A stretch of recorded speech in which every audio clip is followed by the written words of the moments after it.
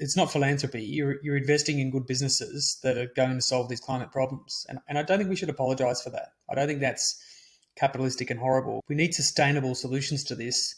It can't be purely impact, because then I think it's going to be a slower and more painful process, I think. So that's was my view. Was I came to understand that I didn't think I was making a sacrifice of my entire life and my kids and my home and everything. It wasn't like I had to give it all up. It was I could invest in these companies and share in their long-term success, as well as having a positive impact on the world.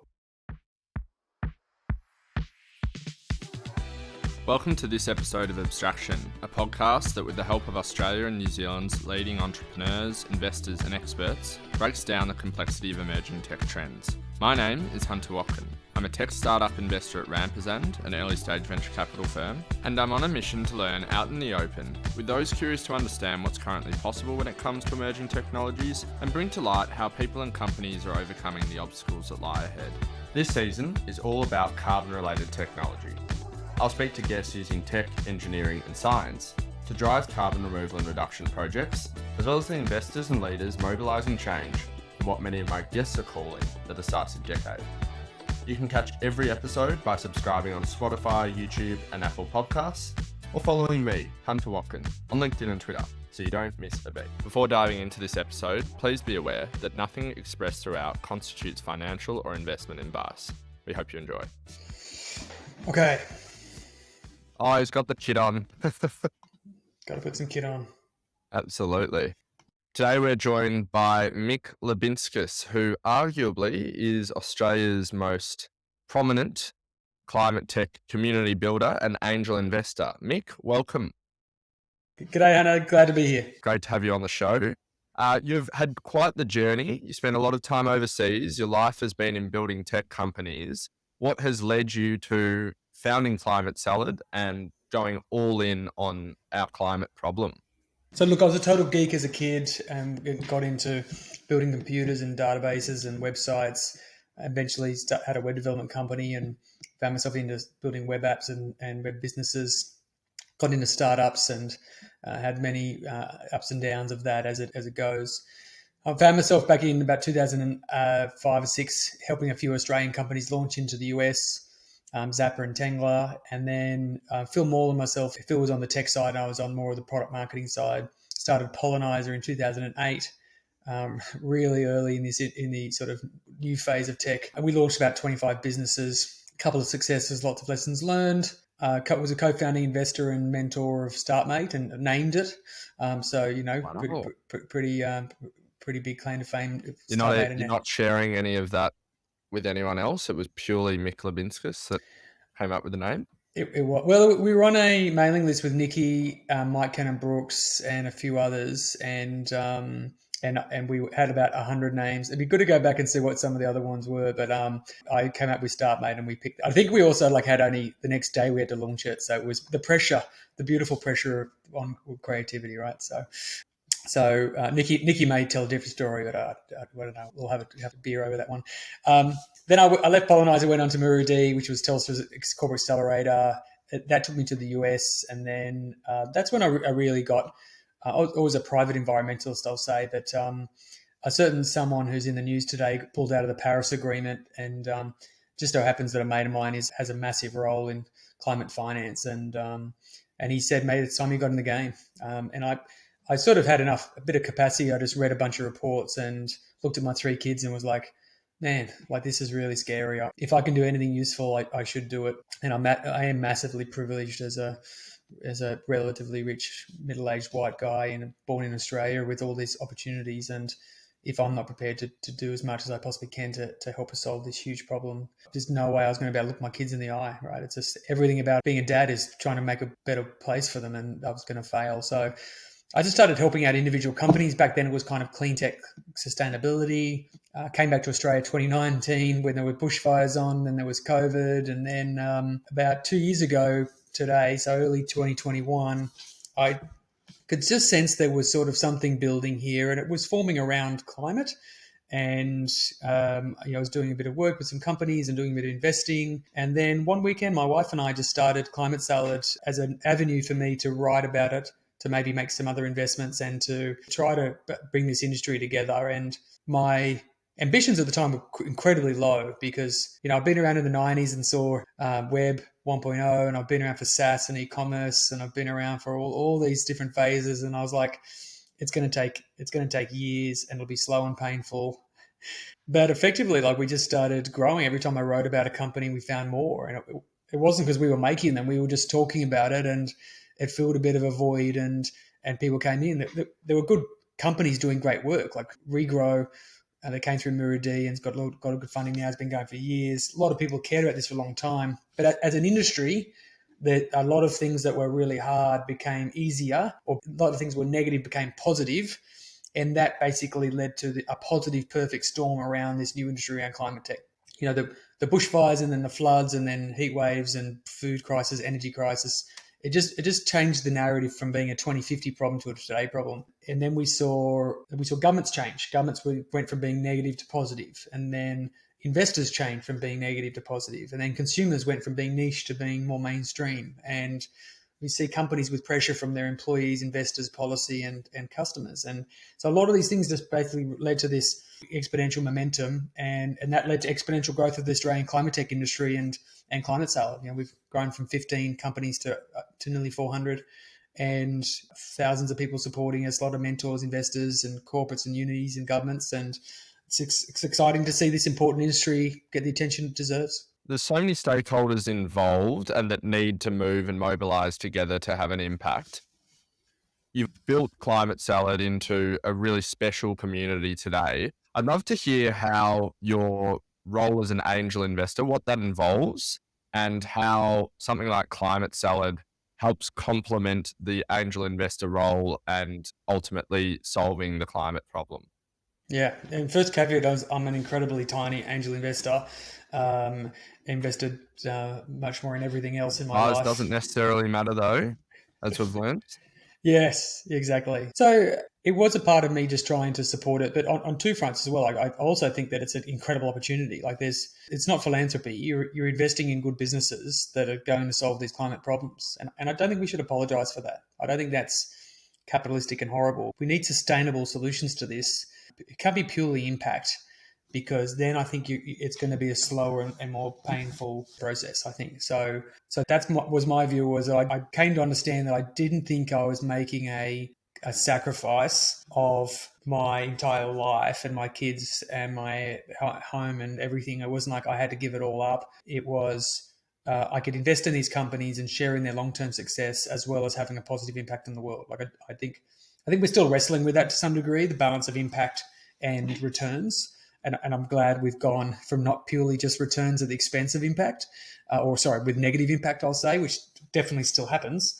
But so yeah, as an investor, I could just see these incredibly passionate founders solving problems that I genuinely believe were going to be good businesses, and I wanted to support them. And yeah, it's a long journey, and it is really fragmented, as you said, but excited to see the progress. And a lot of these early stage founders, they rely on private funding, so non-government funding. And the insight that I've heard from, you mentioned Regrow, from Anastasia, for instance, is you need privately funded businesses and you need customers that are private businesses, because that is how change gets embedded into a business model. One of the things you shared with me before the episode was your best effort at a market map of the climate tech landscape, and I'll share it as we go through the video.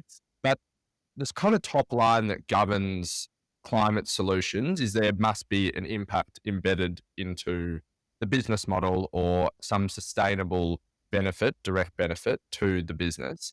Can you talk our listeners through how you categorize impact, and then how that maps towards commercial outcomes with some examples?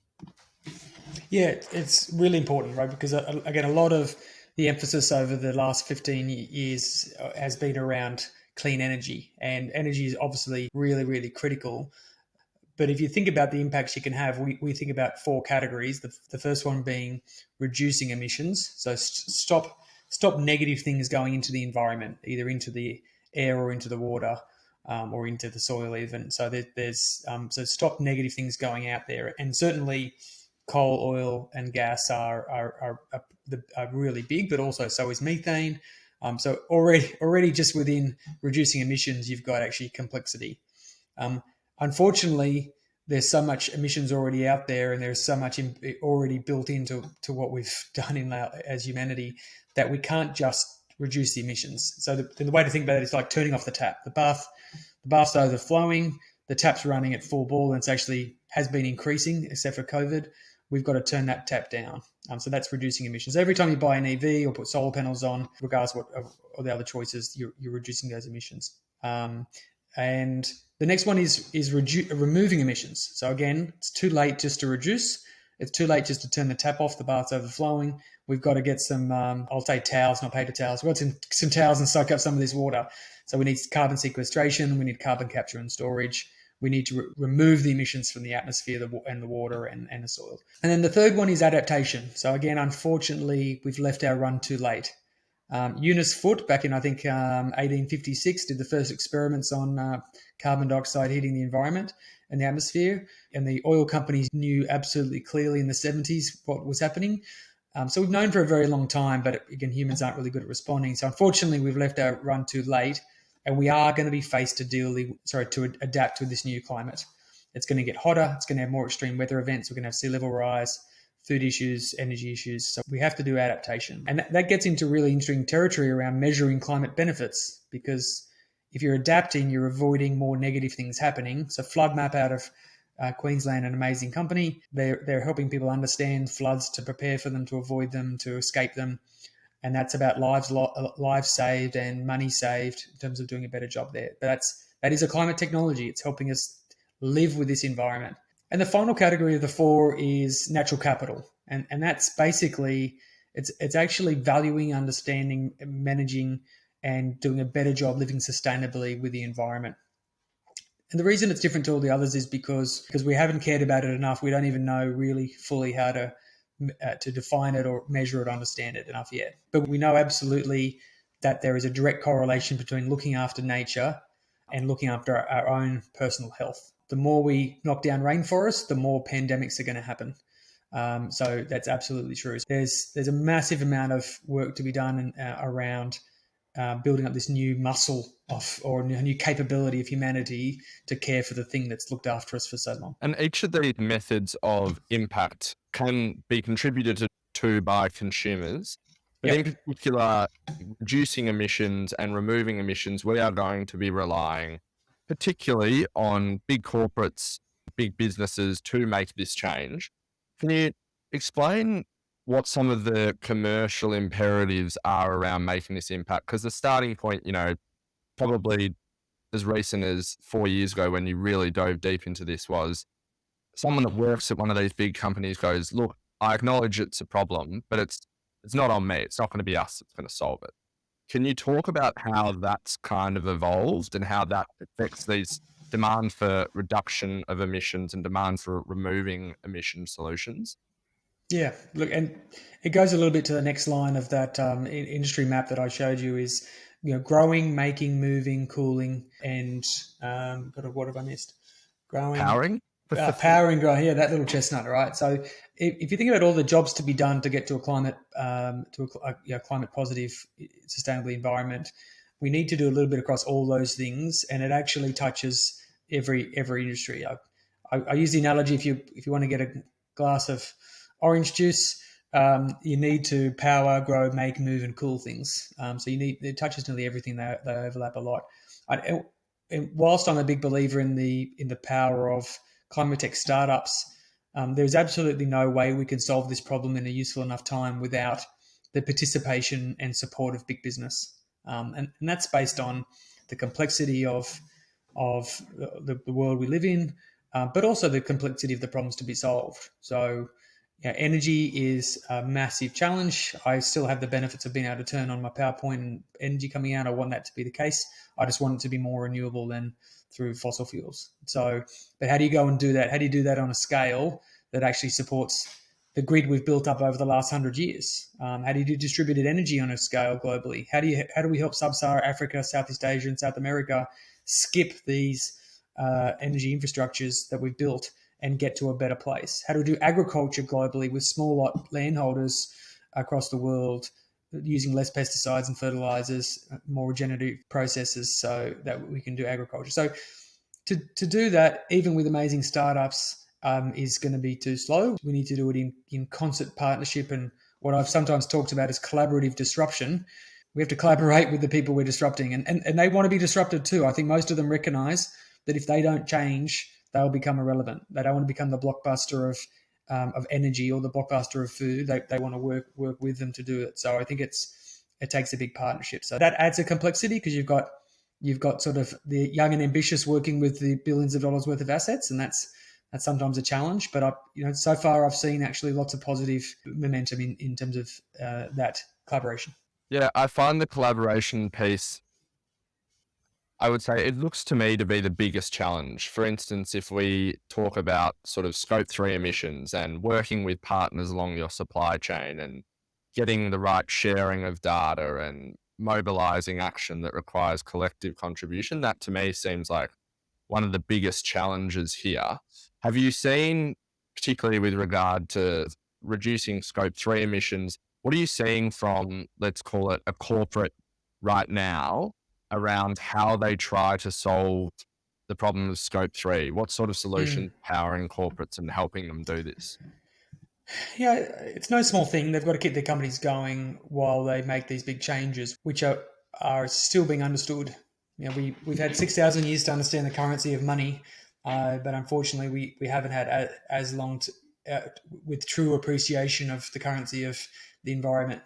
So the total impacts on me getting my coffee from Kenya to Australia is really hard to work out. Like, we've optimized for profit and efficiency, not for the environment, and that's going to take some levers of both government and also customers as well, I think, to really drive that. But it is really complicated and challenging. But there's high motivation to work it out, and there's also a massive network effect, because once you get some of these big companies caring about this, and when every one of their customers or suppliers has to care about it too, then that's going to really start driving that behaviour in the positive direction. So I think it's going to be bumpy, but things like the carbon border adjustment mechanism out of Europe, which I think will flow through to IRA and to the US, and then through to Australia, where basically the cost of carbon is going to be tracked for every single item you sell into Europe or USA, is going to have repercussions, and it won't.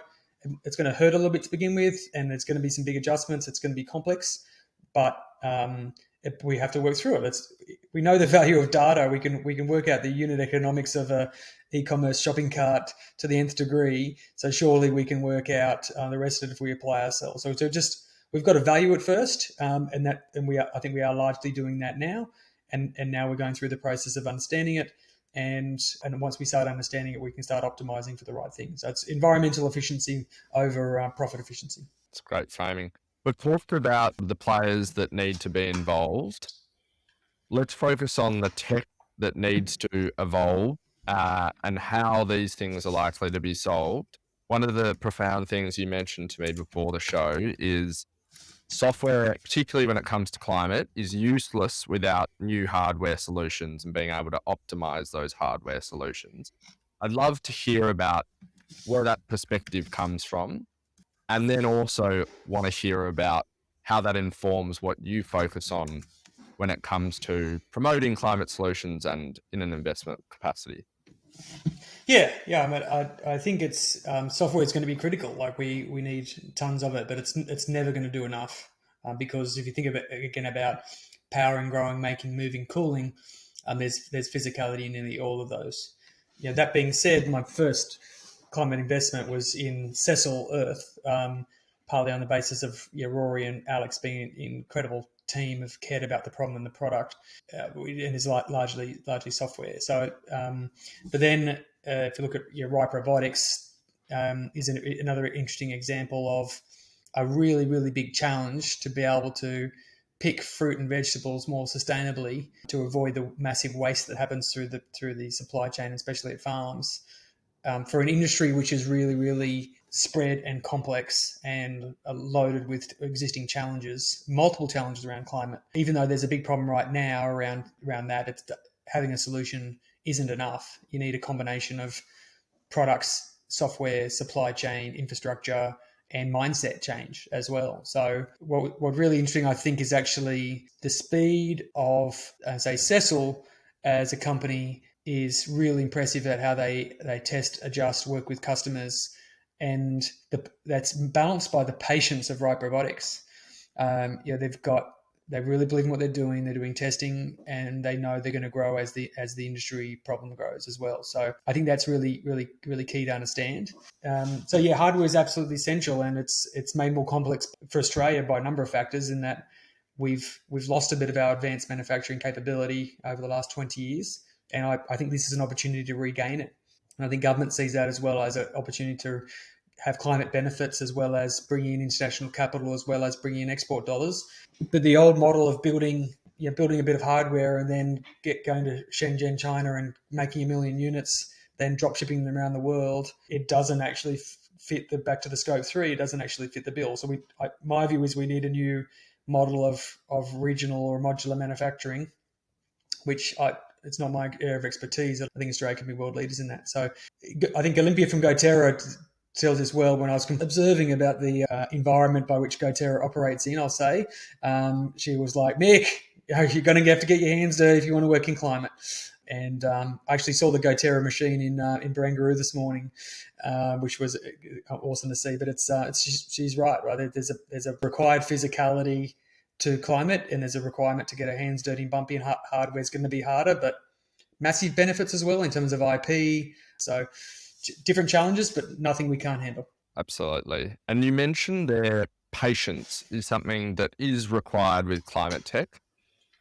I think you and I both know that by nature, a lot of venture capital investors that take this early stage risk are impatient, sometimes necessarily, which is really interesting. Now, one thing I'm observing in the market is there's a lot of discussion around, SaaS is dead, and maybe everyone's tending back to those businesses with the longer commercialization pathways that really develop something that resembles defensibility. You have to, as an angel investor, take on a lot of risk, full stop, when you're investing in a company. In particular with climate, where it's less clear how long it will take you to prove something and then find your next round of capital. What are you driven by when you decide to invest in a startup that is perhaps just an idea or a pitch deck? Yeah, it helps to have a massive goal at the end, which is not financial. But I temper that by recognizing that it can't be anti-financial. It's still got to be positive, and you need balance across a portfolio. And I think portfolio is really the answer. I think having a really broad portfolio in climate tech right now seems absolutely to be a very logical, rational thing to do based on the size, breadth, and complexity of the problem. And also the point you said around timeframes. Because it's climate, it doesn't necessarily mean that they're all 12 years away from commercial scale.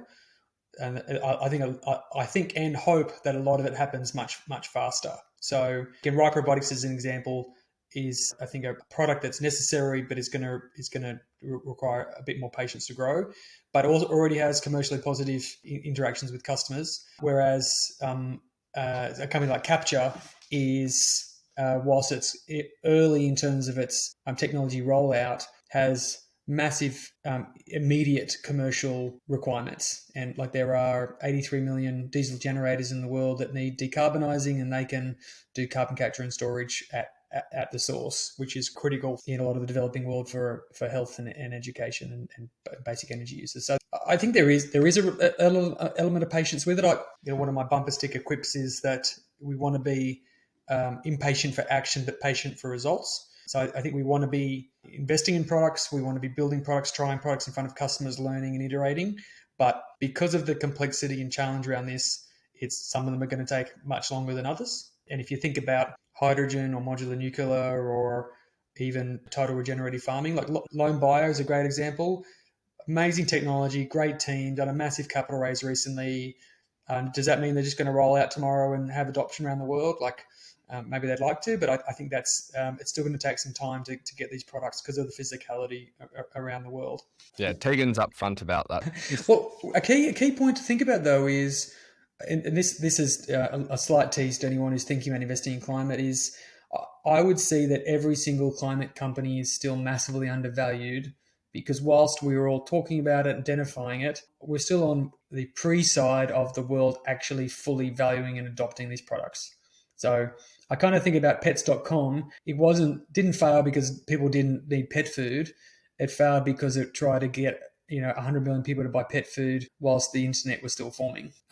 So I see absolutely at some point if the patience can be about surviving long enough as a business to be able to get the benefits of the policy and regulation-led growth, and then for organisations to work out Scope 3 and fully value it, for all consumers to fully value it, and for the industry and the village to form around this on which to build it on. And my analogy there is if I started a SaaS company today, I wouldn't go out and write my own payment gateway like I did back in '98. I would get someone else's, right? I wouldn't write my own analytics like I did in 2001. I'd get someone else's. What are the equivalent infrastructure village components of climate tech that are being built right now in front of our eyes that every other climate tech company in the future is going to be built on? Like that means the platform's being built and we're going to go up another notch. So one of my many rants, but I'll pause, Hunter. And I love rants. Well, this is going to go well then. This is going to go great. I want you to really go off the cusp. And Okay. no, I'll ask you a hard, but I think very interesting question. In the context of climate, what do you think are particular red flags that founders, hardware and software, need to be aware of when looking at future rounds of capital and future investors? For instance, SaaS investors might be good for some climate solution, but have a certain way of thinking or pushing a company. So Yep. do you have any experiences that have informed basically warnings that you might have to founders? Yeah, look, the first thing absolutely is slightly scary is investors investing what they know. And whilst I've been doing this lightly for sort of 7 years now, I still think I'm at 1%, right? I've helped probably 100 companies. We've got 400 in Climate Salad, and I'm doing a master of sustainable development. I've read and consume everything. Just the more I read, the less I feel I fully understand this. It's massive. So that's a big challenge, right? It's investing in SaaS, like climate SaaS for a SaaS investor. You've got to learn about climate a bit, but at least it's basic SaaS. Getting a SaaS investor to go to climate hardware is like, I don't know, what do they say? Teaching a fish to play basketball. It's like that's really hard. I'm massively helped by the fact that we're building this on top of in Australia on an existing ecosystem, right? Back when Rampersand first got started, and Blackbird and Main Sequence and SquarePeg and Airtree, like that was tough to even do SaaS back then. Now at least we've got an industry building on top of that, so that Rampersand backing GoTerra and same as I think. Or Grok has it at least. And like the fact that we're building on top of those things that have done a bit of hardware gives us some positive momentum towards that, which I think is really good. But it's still hard to think about these businesses and think about their complexity. Is still a bit of a risk. But I think it's balanced a bit by the positive of climate. So I think people are recognizing that going to solve a HR technical problem might be a great business idea, but no one's going to be like, oh, I just sleep better at night, and I'm so proud. It's talking about dinner party. Did you know we made HR more efficient? Like, oh, so proud of us. So I think those two things are balancing out a little bit, but it still makes it quite challenging. Probably the bigger one, I think, is corporate investment. We have almost every day I have a company approach me and say, "Great news, Mick. I've got XYZ who wants to invest in me," and I'm like, okay, great that you've got interest, but let's think about the implications of that. What are their 14 competitors going to think when they invest in you? What does it mean for the next round? What about them as a customer now? Does that make them a better customer or a worse customer? And I had one this week which was like, oh, I've got a commercial deal and an investment deal with a big corporate. I'm like, great.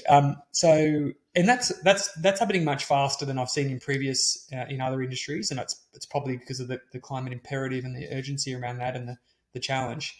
And I think it does go to that the positives around hardware investments versus SaaS, which is there's a stronger IP, there may be additional stickiness, there may not be the profit and scale of SaaS, but there are other benefits. And I think there'll also be maybe less individual big massive winners and a few bigger winners because of the hardware, right? There's not going to be one single burger, veggie burger that wins, and not one single EV or solar panel. I think there's room for more, and hopefully that means still a lot of success. But it is a real challenge for investors, and the world has changed massively in the last 2 years in terms of climate positivity. But I think it really needs a combination of like learning from people like Giant Leap who've been doing impact for a while with returns. Learning from them, I think, has been critical for me. They've taught me just endless amounts about how to think about how to value it and how to think about risk, because it's different, and different is challenging. Absolutely. It's a good point about corporate investors. We've definitely seen great corporate investors in our portfolio, and then also those approaches that you caution against. I think you've got to obviously think about, are they expanding your distribution potential, or are they constricting your distribution potential? And what, out of investing in a climate tech solution, do they stand to gain? Yeah. Sorry, just really quickly, I don't want to cast all corporate investment as negative. I just think people have to you have to think about the consequences of that relationship differently than you think of even a purely financial angel investor or a VC, right? It's like there's just another dynamic into that relationship, which I think is really, really key. It could be amazingly positive, and I've had experiences in my life when it is, but it is also, it's just a little bit more complicated in an existingly complicated world. So, again, I hope we actually have a really big ramp up of corporate investment into climate tech. I think it'll bring a lot of potentially customer value and certainly great people. But I think it's just, again, it's something that I've just noticed a lot more in climate tech than in other industries. Yeah, and we're seeing fantastic engagement from banks, from the big supermarket chain. We're seeing all kinds of great engagement across climate tech. On the corporate side, a lot of my series to date has been really focused on the supply side of carbon markets. So, carbon sequestration projects, carbon capture projects, loam bio, which is trapping soil in the ground. But I haven't so much focused on the corporate side. What kind of solutions can we give to corporates to make them smarter, make them make easier, more efficient decisions that help them sustain their business? A couple companies that you draw my attention to are Emmy and Enosi. Would love to hear about what they do and why you think what they're doing has an important impact on solving the carbon problem. Yeah, so Enosi is really interesting because it's kind of a product that no one had ever, not many people had really thought about even as a problem at all. But it's traceability. It's like, where does your energy come from? Because I've been a green energy user for I think about 15 years in Australia. You tick a box, you pay a little bit more, and you pay for green energy. But the energy I get that comes through in my PowerPoints is it's not like, wait, quick, only send Mick the renewable energy. It doesn't quite work out that way. And what Enosi is doing is allowing that traceability, and predominantly B2B, but they obviously have a lot of big ambition in mind. Their thing is building on the fact that everyone in corporates absolutely need to understand where their energy does come from, and it's more complicated than just who pays your energy bill, because you might be doing concrete or manufacturing, or you might be traveling. Like there's a lot of sources of energy, and this goes to, again, completely in understanding your company's total sustainability platform. Like, what is the start to finish impact of that, and traceability is really critical, and it's going to become even more important. Like it's another business, absolutely, which is really valuable, but is going to go up massively because the world's going to need it more and more and more in that detail. Like that's really, really, really key. And is it purely so businesses can understand where their energy comes from, what that means for their scope 1, 2, 3, or does it go one step further and unlock sort of ways to change or optimize where their energy comes from and sort of costing, that sort of thing? Yeah, it's a combination of all of that. It's definitely understanding it, and there's different stages of like just that first gasp look of trying to get a grip on thinking about the scale of this problem, the complexity of it, and thinking about those different sources and having choices to be able to act on it in different ways. And then it could also be about positive energy contribution. Maybe you're adding in solar across your supply chain and facilities, and you actually can be an energy producer and distributor. Like it's, again, a lot of these things around climate have been hidden from us. We basically, power gets generated somewhere and I turn on my switch. Food gets made somewhere and it just comes in my supermarket. I throw stuff out, it disappears. All the problems around climate have been conveniently hidden from us to make our lives feel good, but and that's one around energy, which is, I don't know, I pay the bill and it comes in. But it's, for businesses, it's a big deal because many of them obviously consume massive amounts of energy in different ways. And they haven't cared about it like they've cared about money, and they should. And that's what an OC's Power Tracer product is absolutely, I think, is a critical part of that infrastructure to understand and start managing that part of the business. Emmy, I think, takes a different approach. They're obviously thinking about total carbon and all your emissions, and like especially with significantly complicated businesses, and then thinking about how to manage that. So the climate finance, again, I think it goes a bit back to SaaS, which is it's not enough just to understand, but understanding the risk of your business, like the negatives and the risks if I don't act or if things go wrong, and the potential benefits of doing positive work around being carbon positive, I think is critical. And it's happening very quickly, and it's not firm, right? It's like the carbon offsets and the value of that, and that whole industry is not a precise science yet, but there's a stake in the ground, and it's going to get better. So, I think there's a number of businesses like that I think play a critical role. And each of these corporate-facing solutions, the bet is that there is the gap between commercial risk and sustainability risk are tending closer and closer together, which is one thing that we've observed with solutions like Emmy, Regrow, for instance. Anastasia doesn't even reframe this as a climate problem. She sees it as purely commercial. Yeah, it's, at some point it should shift over, right, and stop being about climate and just be normal. And that's okay. Like, I've totally welcomed that day to come. I'm happy to absolutely put on the shirt and go and rant and rave to absolutely anyone who will listen to it at the moment, because there's a massive compound interest benefit that's going to come, but every bit we do to increase it today is going to pay dividends by 2030. So, absolutely. So at this exciting juncture, Mick, how are you prioritising your time over the next little while? Have you got anything in store? You've got Climate Salad. It's a vibrant community. What are you most excited about over the next little while?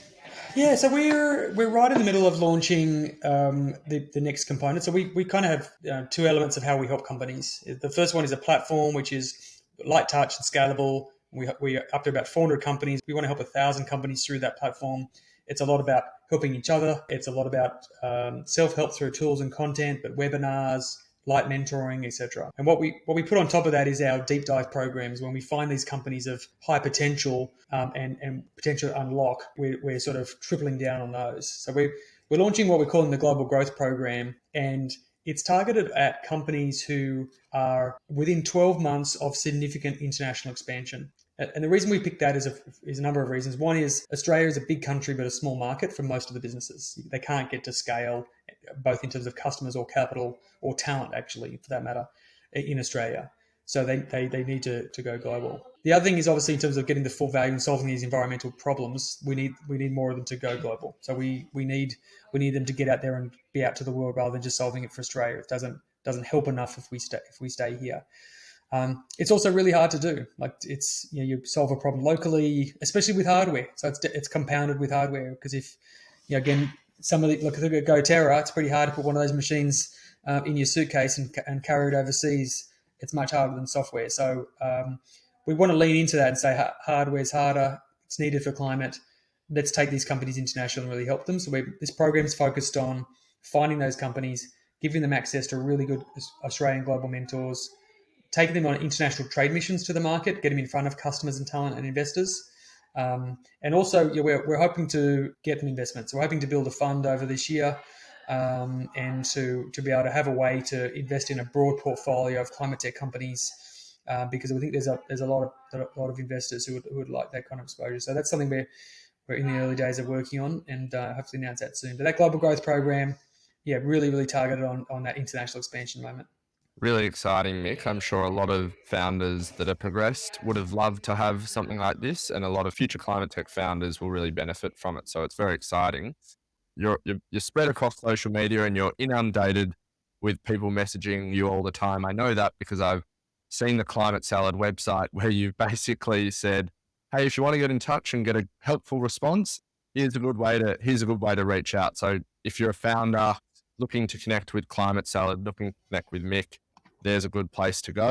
Anywhere else that people can find you, IRL or online, Mick? Yeah, well, look, there's lots of events. So Climate Salad actually is a network and community. It's $100 a year per person.